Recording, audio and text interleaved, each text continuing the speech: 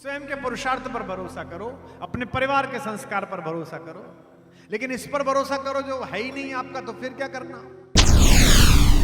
जा रहा था मैं 1A मेरी सीट थी, 1A या 1F। मैं जाकर बैठा तो किताब कोई लेके चलता हूं ताकि पढ़ता चलूं, तो एक 30-32 साल का सुदर्शन युवक बैठा हुआ था, 6 फीट का गोरा चिट्टा। वो मुझे देखते ही खड़ा हो गया। अरे सर, आपके दर्शन, मैं तो आपको बहुत सुनता हूं सर, मैं बहुत दिन से कोशिश कर रहा था आपसे मिलूं। मैंने आपके ऑफिस में फोन भी किया था, मैंने मेल भी किया था। मुझे लगा 2-2.5 घंटे की यात्रा है, ये बहुत बातें करेगा। मैंने कहा जी बहुत कृपा, बहुत कृपा। तो मैं किताब पढ़ने लगा। वो सभ्य बालकों की तरह चुप बैठ गया। फिर बीच में कॉफी आई, मैंने किताब बंद कर दी। अब उसका साहस जगा। उसने मुझसे पूछा, सर एक जिज्ञासा थी, बहुत दिन से कोशिश करता था, आप मिलेंगे तो आपसे पूछूंगा। कई लोगों से पूछी लेकिन शांत नहीं हुई। तो मैंने पूछा, अच्छा बताता हूं, पर आप अपना परिचय दीजिए, आप कौन है। बोले साहब मैं इंजीनियर हूं और मैं खड़गपुर IIT से पढ़ा हूं, आप मेरे आए थे प्रोग्राम करने। मैंने कहा कहां नौकरी करते हैं। नौकरी नहीं करते सर, हमारी अपनी कंपनी है, हैवी मशीनरी बनाते हैं। तो मैंने कहा अच्छा कैसी हैवी मशीनरी बनाते हैं। बोले सर वो जैसे समुद्र में ऑप्टिकल फाइबर डालने वाली मशीन बनाते हैं, और भी कई मशीन बनाते हैं। 20 मीटर डाया का पेड़ 20 फीट नीचे खोद के उठाने की मशीन बनाते हैं। अभी इजराइल को हमने 500 करोड़ की मशीन दी है। अब जब उसने कहा इजराइल को दी है तो मैं जागा, क्योंकि जो दुनिया को दे रहा है ज्ञान वो उसको इसने दिया। तो मैंने कहा तुम्हारी कंपनी है। कह रहे हाँ सर, हम 3 पार्टनर हैं, तीनों एक साथ पढ़ते थे, पहले टाटा में नौकरी की, अब अपनी कंपनी खोल ली है 4-5 साल से। तो मैंने कहा कितना टर्नओवर है। तो शर्माया, बोला सर ऐसे ही थोड़ा सा 3600 करोड़ का है, स्थिरता आ गई तो इस साल 5000 करोड़ कर लेंगे, ऐसा उसने बोला। उसके मोबाइल पर एक बहुत सुंदर महिला का फोटो था, 2 बच्चे थे। मैंने कहा ये पत्नी है आपकी। बोले हाँ सर, ये IIM में मिली थी मेरे को अहमदाबाद में, मैं जम्मू का हूं, ये दिल्ली की है, और फला मल्टीनेशनल की इंडिया प्रेसिडेंट है। सुनिए ध्यान से। मैंने कहा कहां रहते हो। तो उसने गुड़गांव में एक पता बताया।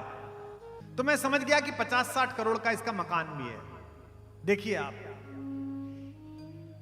एक व्यक्ति जो देश के सबसे अच्छे संस्थानों में पढ़ा है, एक व्यक्ति जिसको ईश्वर ने सौंदर्य और स्वास्थ्य दिया है, एक युवक जिसे उसकी प्रेमिका पत्नी के रूप में दिया है, एक युवक जिसको एक पुत्र एक पुत्री, जिसे आदर्श परिवार कहते हैं, ऐसा परिवार दिया है, एक युवक जिसने स्वर्णिम भारत के नए संकल्पों में एंटरप्रेन्योर बनते हुए अपने आप को सिद्ध किया है। यहां बैठे जितने लड़के पीछे बैठे, विश्वविद्यालय से आए, इंजीनियरिंग कॉलेज से आए, इससे ज्यादा तो तुम मांग ही नहीं सकते जो उसके पास था। भगवान के सामने जाओगे, शंकर जी स्वयं प्रकट हो जाएं, तो उनसे भी यही कहोगे ईश्वर जितना ही कर दे, ये जिससे नेत्र 4 हो रहे हैं इसको 2 कर दे मेरे साथ, और ये दे दे बस मुझे। मैंने पूछा बताओ क्या पूछना चाहते हो। उसका सवाल सुन के मैं सन्नाटे में आ गया। उसने मुझसे पूछा कि सर सफलता का मतलब क्या है। अंग्रेजी में पूछा, sir what's the meaning of success. ऐसे व्यक्ति को क्या बताइए सक्सेस का मीनिंग क्या है।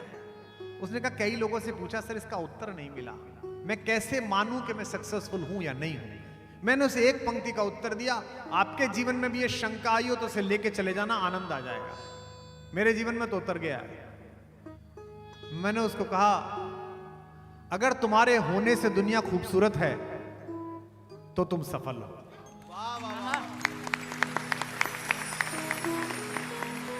और अगर तुम्हारे होने से दुनिया बदसूरत है तो तुम असफल हो।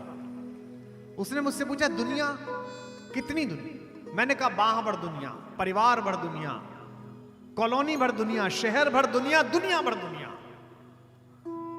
जिन लोगों के होने से दुनिया बदसूरत हुई वे विजेता भी थे, लेकिन याद नहीं किए जाते। मैं जर्मनी गया था, 2-3 बार गया हूं, इस बार फिर गया था 4-5 दिन के लिए बर्लिन। जब भी कोई जर्मन आदमी मिलता है कान में चुपचाप पूछता हूं उससे, what do you think about Hitler. बड़ा विजेता था, बड़ा जबरदस्त जलवा कर लिया था, दुनिया के नक्शे बदल दिए थे।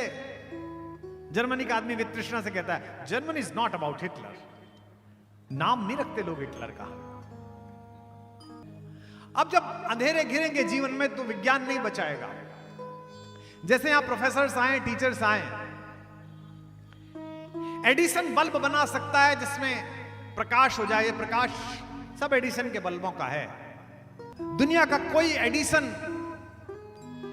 एक ऐसा बल्ब नहीं बना सकता जिसे एक बल्ब से दूसरे को स्पर्श करा दो तो ज्योति जग जाए। ये केवल गुरु नामक दीपक है जिससे हजारों लोग जीवन भर में मिलते हैं और उनके अंदर ज्योति पैदा हो जाती है, प्रकाश पैदा हो जाता है। तो जब जब जीवन में अंधेरा गिरेगा, जब जब कष्ट गिरेगा, तब तब ये राम कथा की इम्यूनिटी काम आएगी। तो तुम्हारा तो केवल सिलेक्शन ही नहीं हुआ, तुम तो केवल एक एग्जाम में फेल हुए, तुम तो केवल एक चुनाव में हारे, तुमको तो एक बार टिकट ही नहीं मिला, तुम्हारा तो एक शेयर ही नीचे गिरा।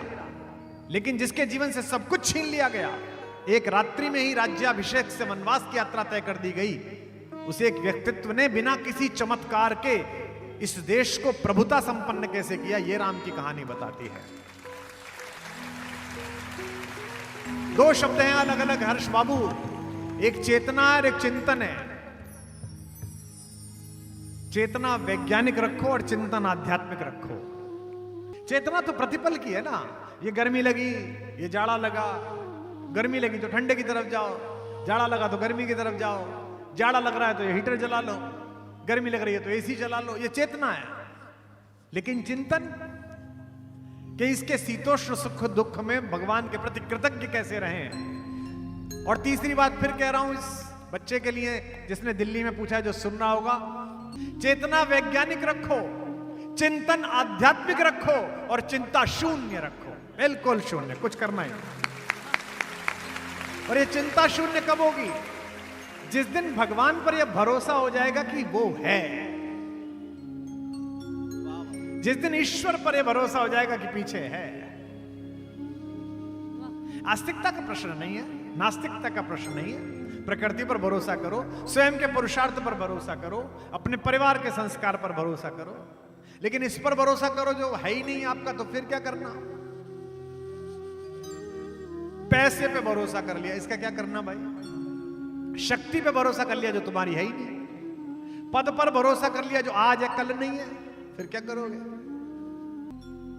उधर वो हाथों में पत्थर बदलते रहते हैं, इधर भी अहले जुनू सर बदलते रहते हैं। ये दबदबा, ये हुकूमत, ये नशे दौलत, किराएदार हैं, सब घर बदलते रहते हैं। दिल्ली के लुटियंस में चले जाइए, 15 साल पहले जिन कोठियों के दरवाजे पे भीड़ लगा करती थी कि वहीं से सूरज निकलेगा, वहां कोई और दीपक दलमगा रहा है, वहां कोई और खड़ा हुआ है। लाल किले के सामने से गुजरिए, जिस लाल किले के प्राचीर पर खड़ा होकर अहंकारी औरंगजेब जूती रखकर सोचता था कि इस देश का एक एक व्यक्ति मेरी तलवार का गुलाम है, उसके पत्थरों के बीच में पीपल फोड़ कर निकल आए। राजाओं के जिन महल में यह अहंकार था कि हमारी कुलीनता ही घुस सकती है, प्रतिभा संपन्न कोई अन्य जाति का व्यक्ति नहीं घुस सकता। ऑनलाइन चले जाओ, उसी महल में कमरा बुक कराओ 1 लाख रुपए का, और आराम से उस रॉयल सूट में लेटो और कहो कि मैं ही महाराजा हूं, मैं ही यहां का रहने वाला हूं। ये पुरुषार्थ है। राम की कहानी पुरुषार्थ की कहानी है। इसलिए हर्ष, चिंता इसलिए नहीं कि भगवान साथ है, ईश्वर साथ है, वो जो करेगा अच्छा करेगा। और अगर कुछ ऐसा कर रहा है जो तुम्हें अच्छा नहीं लग रहा, तो इसका मतलब यह है कि आने वाले कल में कुछ अच्छा होने वाला है। इसलिए हर्ष, तुझे चिंता करने की आवश्यकता नहीं है कि कुंभ आने पर तुझसे क्या छूट जाएगा। यह तय है कि तुझे जो मिलेगा वो छूटे से ज्यादा महत्वपूर्ण होगा। यदि तूने मान लिया कि रघुनाथ जी साथ है, तो फिर कुछ चिंता की बात नहीं है। हमारे साथ जब रघुनाथ, तो किस बात की चिंता। हमारे साथ जब रघुनाथ, गाइए। किस बात की चिंता। शरण में रख दिया जब मात, तो किस बात की चिंता। शरण में रख दिया जब मात, तो किस बात की चिंता। हमारे साथ जब रघुनाथ, तो किस बात की चिंता। हमारे साथ जब किस बात। वृंदावन में गोपाल भट्ट जी एक बहुत सिद्ध संत रहते थे, वीतरागी टाइप के। एक दिन किसी ने कहा महाराज जी भंडारा करा दीजिए, जन्माष्टमी आ रही है, छोटे ठाकुर का जन्मदिन है। बोले कर लो। महाराज जी इतने पैसे लगेंगे। अच्छा पैसे तो है नहीं, देखता हूं। किसी सेठ के पास चले गए, कहा सेठ जी ये इतने पैसे दे दो मुझे, 10,000 रुपए भंडारा कराना है। पुराना जमाना था, 10,000 में बहुत बड़ा भंडारा होता था। सेठ जी ने कहा कब दे दोगे महाराज? बोले भक्त आते रहते हैं, चढ़ावा आता रहता है, 6 महीने में दे दूंगा। दे दिए, भंडारा हो गया, अद्भुत भंडारा हो गया। अब 5 महीने बीत गए, भक्त आए नहीं, चढ़ावा आया नहीं। तब तक गोपाल जी को चिंता नहीं थी, गोपाल भट्ट। जब 1 महीना रह गया, भट्ट जी को चिंता शुरू हुई कि ये सेठ जी के पैसे देने। अब ध्यान में मन ना लगे, कन्हैया की मूर्ति के सामने जाए तो मन ना लगे। जब 5 दिन रह गए तो लड़ने लगे ठाकुर से कि ये क्या फजीता पाल दिया मेरी जान को, बर्थडे तेरी और फंसा मैं पढ़ाऊं हैं, ये क्या है, पैसे ही नहीं आ रहे। अब ठाकुर मुस्कुराए मुरली लेके, और भट्ट जी का मन नहीं लगे। अधरम मधुरम मधुराधिपते, फिर बीच में रुक जाए, बोले पैसे कब देगा? ठाकुर तो मुस्कुराए। एक दिन रह गया, रात को नींद नहीं आई गोपाल भट्ट जी को, और कहा कि सुबह फिर जाके सेठ से क्षमा मांगनी पड़ेगी, कहना पड़ेगा कि मैं वचन भंग का दोषी हो गया, प्रायश्चित करूंगा, तपस्या करूंगा यमुना जी के जल में बैठ के। सुबह सेठ जी उठे, 8 बजे गोपाल भट्ट उनके द्वार पर पैसे का थैला लेके। बोले सेठ जी आपने बड़ी कृपा करी है, 10,000 रुपए। सेठ जी ने कहा पंडित जी सुबह सुबह क्यों आ गए, मैं ले लेता, ऐसी क्या बात थी? नहीं नहीं आज आखिरी दिन था, पैसे देखे। उधर असली गोपाल भट्ट चिंता में ही है। दोपहर को एक भक्त आया, उसने कहा आपके आशीर्वाद से मेरा व्यापार बहुत अच्छा चला, उसी दिन संकल्पित किया था 11,000 रुपए चढ़ाऊंगा, ये 11,000 की थैली। गोपाल भट्ट जी प्रसन्न हुए, तुरंत 10,000 रुपए निकाले, पहुंचे सेठ के पास। बोले सेठ जी पैसे। सेठ जी बोले भट्ट जी सुबह ही तो देके गए थे। बोले मैं कब आया था? बोले ये रही बही, ये रहे आपके अंगूठे के, आपका अंगूठा? बोले हाँ सुबह ही तो देखे गए थे, प्रसाद ग्रहण करा हम दोनों ने साथ में। गोपाल भट्ट समझ गए, आए और थैली लेके ठाकुर के सामने पटकी कि जब यही नौटंकी करनी थी तो मेरे को क्यों फंसवाया वहां जाके, जब पहले ही देके आया तो। ये अभी हुआ है 20-40 साल पहले। न खाने की, न पीने की, न मरने की, न जीने की। न खाने की, न पीने की, न मरने की, न जीने की। रहे हर सांस में रघुनाथ के प्रिय नाम की चिंता।